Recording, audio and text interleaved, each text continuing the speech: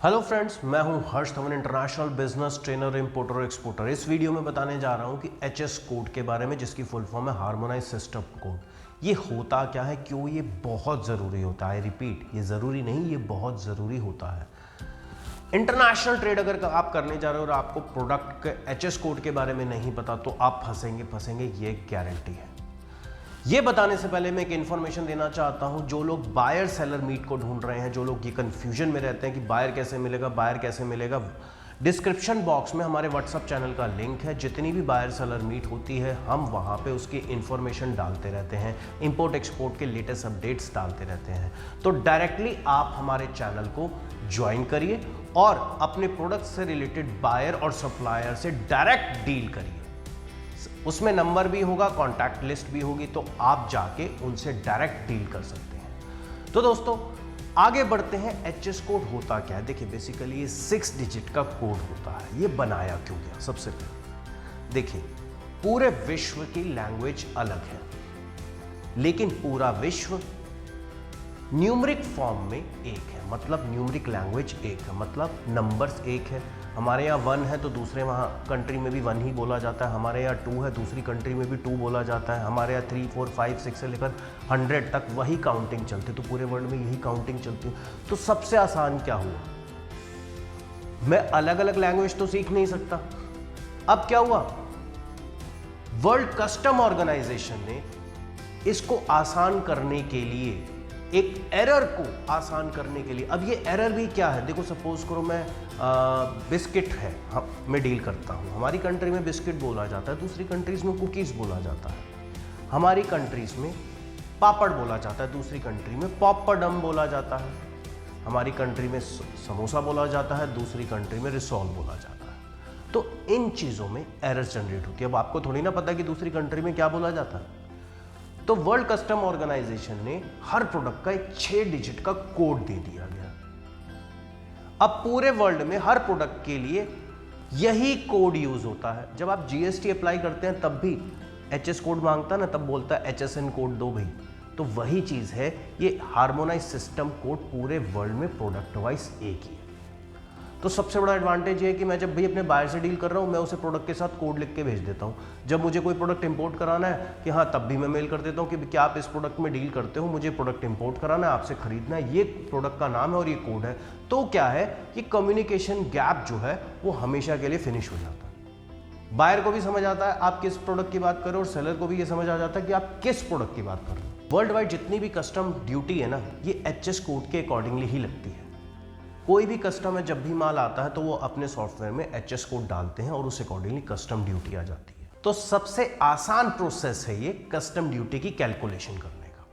ये एडवांटेज आपके लिए भी है, हमारे लिए भी है और कस्टम्स के लिए भी है। इसके बाद अगर हमें सपोज करो किसी प्रोडक्ट का ट्रेड स्टैट्स देखना है, तो ये एचएस कोड हमें हेल्प करता है कि पर्टिकुलर इस प्रोडक्ट का वर्ल्ड वाइड कितना ट्रेड हो रहा है, कितनी इंफॉर्मेशन चाहिए आपको, कौन कौन से रिपोर्ट चाहिए, तो ये भी आप गैदर कर सकते हो। तो एक तरीके से कोई डेटा मुझे चाहिए तो वो एचएस कोड के थ्रू डेटा भी इजीली मिल जाता है। आजकल ऑनलाइन का ट्रेंड आ चुका है, आजकल ऑफलाइन सब खत्म हो चुका है। तो ऑनलाइन ऐसी वेबसाइट्स हैं, ऑलरेडी मैं वीडियो में पहले भी बता चुका हूँ, आने वाले वीडियो भी हैं। तो वीडियो में बने रहिएगा, हमारे साथ चैनल पे बने रहिएगा। तो वो एचएस कोड वेबसाइट पे आप डालेंगे तो आपको पूरा डेटा आपको निकाल के दे देगी। तो एक ही एडवांटेज आपको मिल जाएगा। इवन जो ये एचएस कोड है, ये प्रोडक्ट की आइडेंटिफिकेशन के भी काम आता है। जैसे देखो, कस्टम ऑफिशियल्स के हेल्प तो करता ही करता है, ये फ्रेट फॉरवर्डर्स की भी हेल्प करता है।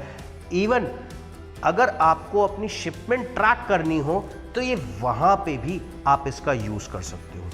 अगर मैं इसके स्ट्रक्चर की बात करूँ या मैं कहूँ इसको समझना कैसे है, कैसे समझा जाता है, क्योंकि ये 6 डिजिट का बोला जाता है, तो इस 6 डिजिट को समझना कैसे है, अब मैं आपको इसका स्ट्रक्चर बताने जा रहा हूँ। देखिए, सबसे पहले 2 डिजिट जो होते हैं वो रिप्रेजेंट करते हैं चैप्टर को। चैप्टर का जैसे मैं एग्जांपल देता हूँ, सपोज करो आप मीट में डील करते हो, तो मीट एक पर्टिकुलर एक कमोडिटी होगी जो कि एक चैप्टर में आ गई। तो ये 2 डिजिट रिप्रेजेंट कर रहे हैं मीट को। उसके बाद जो 2 डिजिट होंगे वो ये रिप्रेजेंट करेंगे कि ये मीट फ्रेश है या चिल्ड है। मार्केट में फ्रेश मीट अलग एक्सपोर्ट होता है और चिल्ड मीट अलग एक्सपोर्ट होता है। तो अगले 2 डिजिट ये रिप्रेजेंट करेंगे, उससे अगले जो 2 डिजिट है वो क्या रिप्रेजेंट करेंगे, भाई ये बोनलेस है या विद बोन है। खुद सोचो, हमने मीट लिया, आप जब ऑर्डर करते हो या मीट का कोई भी बायर ऑर्डर करता है तो वो क्या कहता है, भाई मुझे क्या सिर्फ मीट चाहिए। तो मीट की जो वैरायटी है ये डिफाइन करते हैं ये कोड, एक ही प्रोडक्ट को डिफाइन कर देंगे। अब क्या होगा, एचएस कोड फ्रेश मीट का अलग होगा, चिल्ड मीट का अलग होगा, हो सकता है उस पर कस्टम ड्यूटी अलग हो सकता है चिल्ड मीट पे अलग हो। तो यहीं से प्रोडक्ट को हम कैटेगराइज करते हैं। उम्मीद करता हूँ समझ आ रहा होगा, नहीं समझ आया तो कमेंट बॉक्स में टाइप करके फिर पूछ लेना, मैं दोबारा वीडियो बना दूंगा। अब सवाल यह है कि मुझे मेरे प्रोडक्ट का एचएस कोड कहाँ से मिलेगा। गवर्नमेंट की वेबसाइट आइसगेट पे मिल जाएगा, गवर्नमेंट की वेबसाइट डीजीएफटी पे मिल जाएगा, गवर्नमेंट की वेबसाइट इंडियन ट्रेड पोर्टल पे मिल जाएगा। अगर पूरी एचएस कोड की लिस्ट चाहिए तो जो हमारा इंपोर्ट एक्सपोर्ट चैनल है व्हाट्सएप पे आप उसको ज्वाइन करिए, वहाँ पे भी आपको पूरी की पूरी लिस्ट मिल जाएगी। चैनल ज्वाइन करने का आपको यही फ़ायदा है कि आप जो भी चाहते हैं वहाँ पे इमीडिएटली आपके लिए अवेलेबल होगा, ताकि आप फटाफट काम शुरू कर सकते हो और काम शुरू करने में आपको किसी भी तरीके की कोई भी एरर जनरेट ना हो। अब ध्यान रखनी बातें या फिर कह सकते हैं कीज टू रिमेंबर। सबसे पहले हमें क्या क्या चीज़ें याद रखनी चाहिए। देखिए, जब भी हम एचएस कोड का सिलेक्शन कर रहे हैं तो बहुत ध्यान से करना है, सारे कोड्स को चेक करना है और उस अकॉर्डिंगली ही प्रोडक्ट को एक्सपोर्ट करना है या इंपोर्ट कराना है। एचएस कोड में की हुई गलती की माफ़ी नहीं होती कस्टम क्लियरेंस में, याद रखिएगा। तो सबसे पहले आपको ये देखना है कि जो भी आप प्रोडक्ट का जो भी एचएस कोड है वो एग्जैक्टली सही हो, और सबसे पहली चीज़ वो आपके प्रोडक्ट को डिस्क्राइब भी कर रहा हो। इंपोर्ट हो या एक्सपोर्ट, किसी भी तरीके की कस्टम कॉम्प्लिकेशंस को अवॉइड करिए, ऐसा होना ही नहीं चाहिए। इसीलिए उसको डबल चेक करिए कि भैया जो मैं प्रोडक्ट एचएस कोड जो मैंने फाइंड आउट किया वो एग्जैक्टली वही प्रोडक्ट इंपोर्ट करवा रहा हूँ ना और वही प्रोडक्ट एक्सपोर्ट कर रहा हूँ ना।